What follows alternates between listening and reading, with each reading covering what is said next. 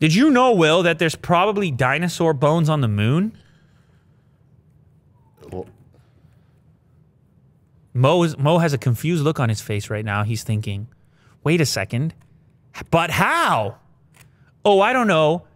How about an asteroid so powerful 66 million years ago? Is our feed dead right now? Is it? No, it's good. Okay. At least here.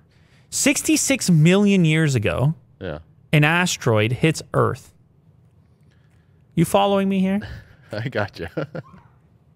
It creates an outer space vacuum in the atmosphere that upon impact shoots dinosaur contents all the way back up to the moon. The power, do you mind if Go I ahead. just read a little bit of this? This is the catastrophic asteroid crashed into what experts say was the deadliest possible angle when it came barreling into what is now Mexico's Yucatan Peninsula. The asteroid was larger than Mount Everest and came crashing through the atmosphere 20 times faster than a speeding bullet. It's so fast that it would have traversed the distance from the cruising altitude of a 747 to the ground in 0.3 seconds. The pressure of the atmosphere front of the asteroid started excavating the crater before it even got there. Wow. The pressure. When the meteorite touched ground zero, it was totally intact. It was so massive that the atmosphere didn't even make a scratch on it.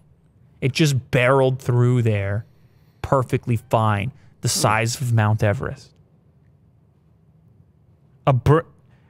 The asteroid collided with Earth in the sky above it where there should have been air. The rock punched a hole of outer space vacuum in the atmosphere. As the heavens rushed in to close this hole, enormous volumes of Earth were expelled into orbit and beyond, all within a second of impact. Wow. That is... So because of this, crazy. there's dinosaur bits on the moon. Yeah. You would think that it would, I guess, maybe melt in the impact? Disintegrate? The asteroid left a 120-mile crater at the disaster zone, vaporizing rock and sending billions of tons of sulfur and carbon dioxide into prehistoric skies. I see. All living things within hundreds of miles of the impact site would have been incinerated within minutes. And the dust cloud generated by the impact would have blocked out the sun, triggering a nuclear winter, seeing temperatures plunge, acid rain falling from the skies, and 75% of living species wiped out. Aren't you glad that you're living in This is fun time? reading this. Like, this really intense.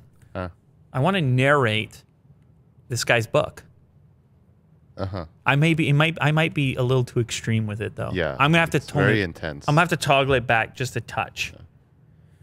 But like, look at this quote. Then rocks would have bombarded you from a boiling sky that was beginning to take on a hazy glow.